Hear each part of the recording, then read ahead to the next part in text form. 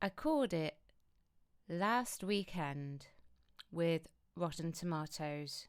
I said that the giggle will make the audience score go up. I said that it would. I said that it would because it's the toy maker, Celestial Toy Maker. It's a very different type of character. Very rarely seen on Doctor Who, very rarely used on screen. This is the second appearance of the toy maker on screen, aside from what we had with William Hartnell way back when. And of course, since then, he's only appeared in like books and comic strips and the Big Finish and whatever, but never on screen. So it was it was a good move from the writing team to bring this type of character back. It's certainly intriguing enough to perhaps make an audience score go up, not necessarily draw in the ratings, because it certainly didn't. But the audience score did go up. Let's have a quick look. So it's gone on the critics from, I think it was 95 to 96. It was 1%. And on the audience score, and it's still scoring rotten, it's gone up by 2%. Last week it was 42. This week it is 44. So it did go up, but very, very marginally. And it doesn't say much other than that people just didn't rate it.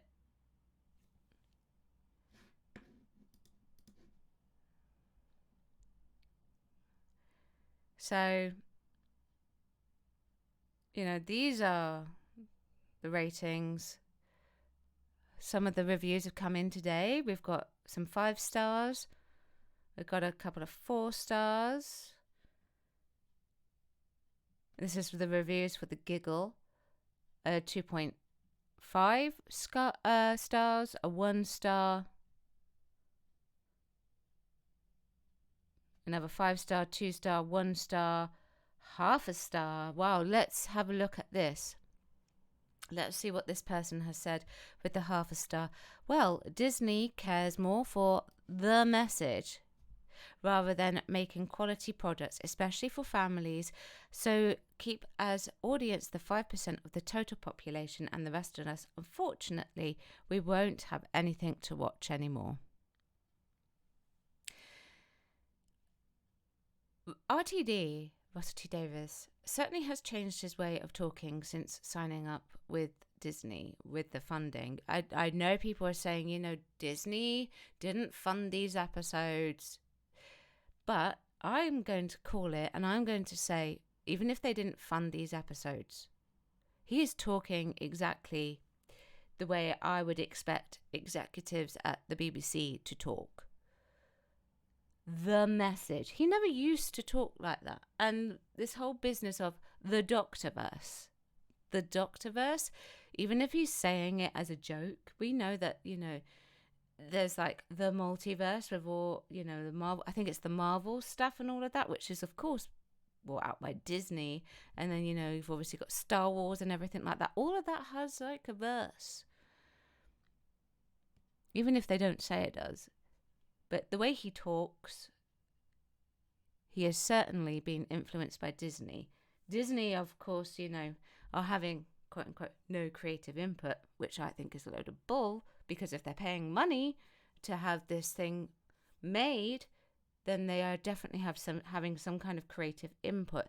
But the percentages, it just shows really what people are truly thinking. Some more half stars, some more 1 stars, 4.5.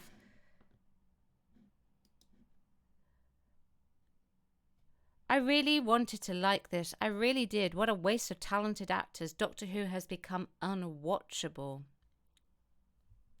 Yeah, it has. I was hoping this was a return to vintage Doctor Who, obviously because we got the toy maker, but sadly this was another major disappointment. It was harder and harder to give this show another chance. The specials were, in my opinion, fun. However, they certainly weren't moments of weak writing, but given the seasons that have come out lately, I'd take this any any day. And Wild Blue Yonder I see as a return to form I had been expecting. The thing about Wild Blue Yonder, it's a bottled episode. And to be honest, it was fairly mediocre. It was weird. The CGI gave me motion sickness that hardly ever happens. I will say about the Giggle, I really liked Neil Patrick Harris. I expected that. I like him in Unfortunate Events. I saw him in Company. So, you know, he is good. Bit of a letdown, really, that even though the Giggle was the best of the three, that he had to have that for a finale, you know. And the way they finished off the Toymaker with a game of catch. I would have liked to have seen like the drawing of the line of the salt, you know, like they did in Wild Blue Yonder, because the Toymaker can't actually pass the line of salt. Kate Lethbridge Stewart actually references it at the end when the Toymaker folds up into his box, and she says, you know, put a load of salt over it so, you know, that he can't escape. But, you know, so the audience scores really are not reflecting what, you know, the people who rate this. What about the critics? Let's have a look at it. But basically, the audience think it's a load of crap. No top critics reviews for the anniversary specials. I did not expect that. Wow, no critics reviews. Well, that says a lot. That says an awful lot. Even though, where are they? Let me see if I can find. Nope. It says here, unless I have to be logged in, or maybe I have to be logged in to see it. But 51 reviews, but I don't care. Beyond caring. But 44%, 96%. I think this has been influenced. There are some people who are just biting the bullet and writing a load of rubbish, I reckon. And this is the more honest score from it. Do you think that these specials were special worthy? Because I don't. The closest one really would have been the Giggle. But I still don't think it. I think it would have been like midway, mid-season sort of thing. That's what I think. Anyway, let me know what you think. Chat, don't shout. Woohoo!